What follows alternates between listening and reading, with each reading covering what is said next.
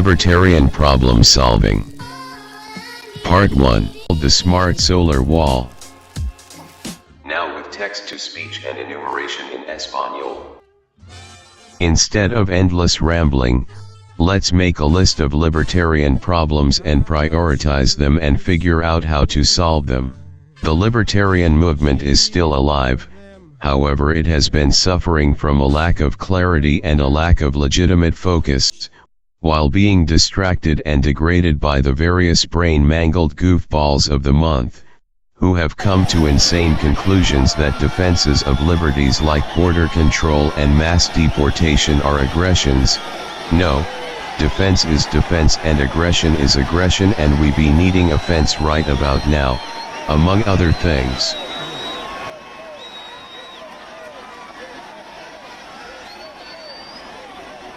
The United States was created by libertarians.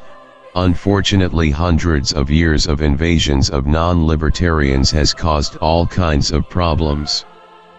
Here's a typical list of what the United States would look like if it returned to its libertarian roots to help make America libertarian again. Numero uno. Abolish the IRS. Numero dos. Reduce the federal government down to 10% of what it has ballooned to today, which would be about $400 billion, which would be $300 billion for defense and $100 billion for miscellaneous as the federal government originally started. Numero tres.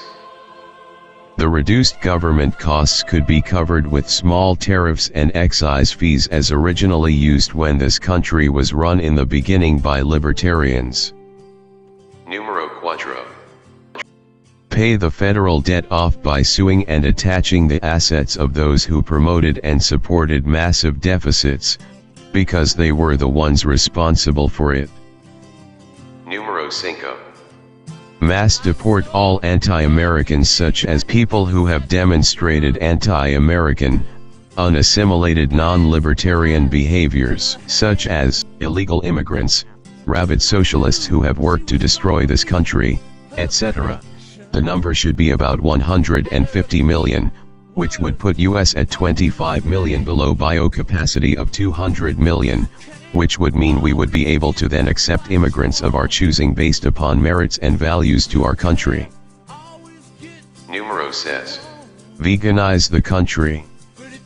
The United States should be running on a plant-based diet from organic farms, which would be far healthier for the environment, the people, and more economical and energy efficient. Numero siete. Green the economy with solutions like solar and electric vehicles, better insulated buildings, advanced recycling systems and so on. It only makes sense. The country, and its environment and its people's health have been raped and destroyed long enough. Numero ocho. Eliminate all of the mindless nanny state rip-off garbage such as the public school system and drug wars, and decriminalize prostitution. Numero nueve. Get government out of the licensing and consumer protection business, which should be privately run competitive services. Numero diez. Build a solarized wall on the southern border, which could be called the Smart Solar Wall. Let's say the southern border is approximately 2,000 miles long. If you'll notice, in California the border is above 32 degrees latitude, and as it goes eastward, drops down to approximately 26 degrees, so as you look at it, you'll notice the average latitude is approximately 30 degrees. If we built a wall that was say 42 feet wide, which would be 12 panels placed sideways and 2,000 miles long, which would be approximately 1,900,000 panels long by 12 panels wide, which would equal approximately 23 million panels mounted at the appropriate tilting angles, to capture the most light, and in some cases they could be mounted to track the sun. At 300 watts per panel, For conventional panel sizes as mentioned, which would be the conventional output of modern panels, one row, 42 feet wide by 2,000 miles long would produce approximately a 7 gigawatt system per row. At a 30% tilt, for example, the net wall height might be approximately 24 feet depending on foundation and other issues. A 7 gigawatt wall might produce approximately 10 terawatt hours per year.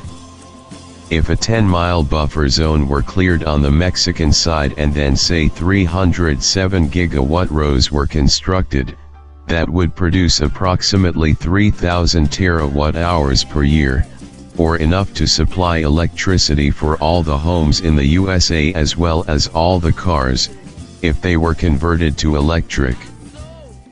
This solar wall utility farm border would stop the border invasions, which would reduce the massive overloads on the USA's environment from overpopulation.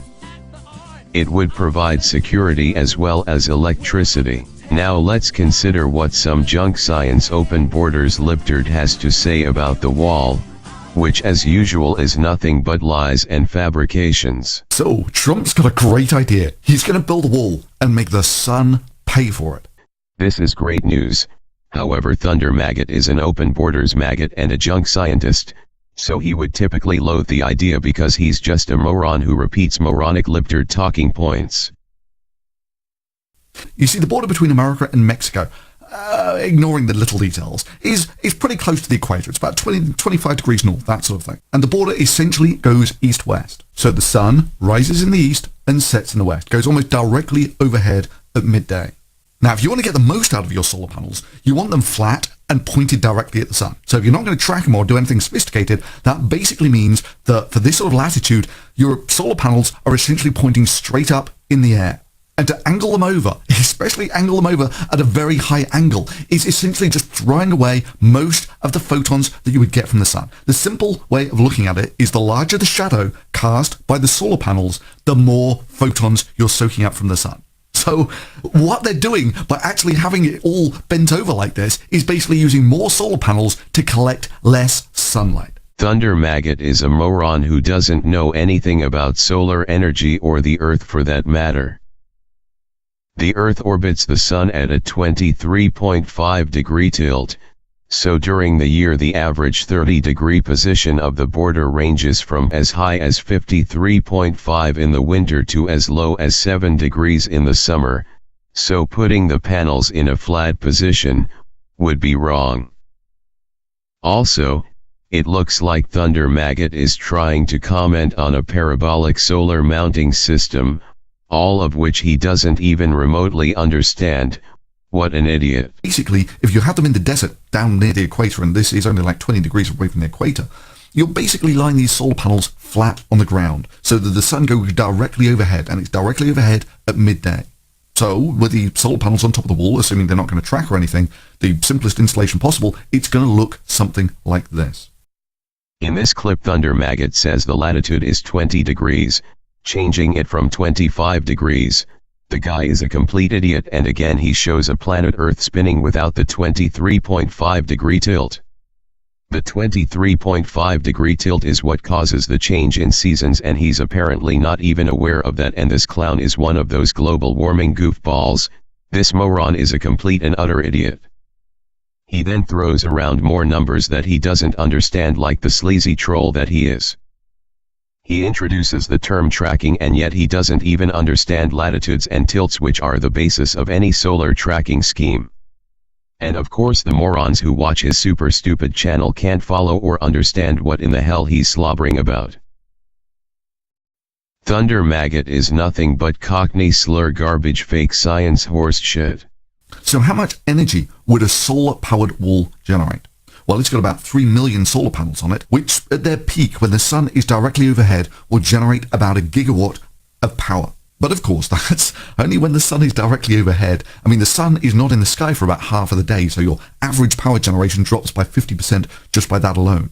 And then, of course, the panels don't track, so you lose another 50% of your energy there. And, of course, you lose more in converting the DC to AC and even more in transport. In practice, your average power generation will be a fraction of what the maximum power generation is. But whatever, doesn't matter. Let's call it a gigawatt anyway.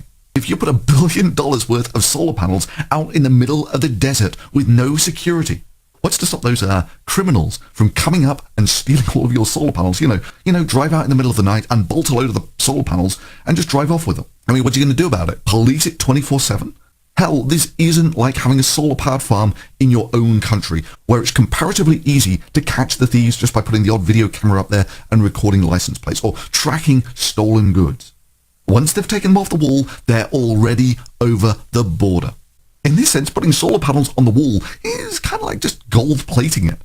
I've already given the numbers, which would be 23 million panels, which would be 7 gigawatts of panels, which would produce approximately 10 terawatts of energy per year. Again, Thunder Maggot doesn't know what in the hell he's talking about, and he's nothing but Cockney slur horseshit. Here's your gold plating, Thunder Maggot.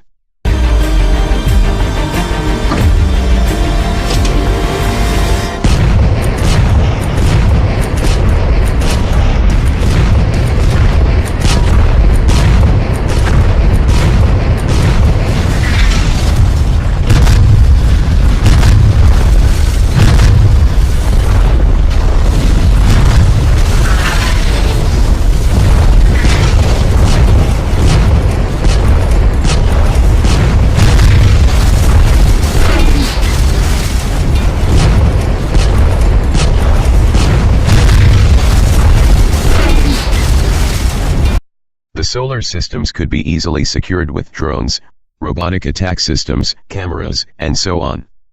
As for Thunder Maggot's stupid power loss scenario, the losses would be only a few percent for the inverters and another few percent for the transmission lines, assuming modern lines such as 765 kilovolt high voltage lines and so on.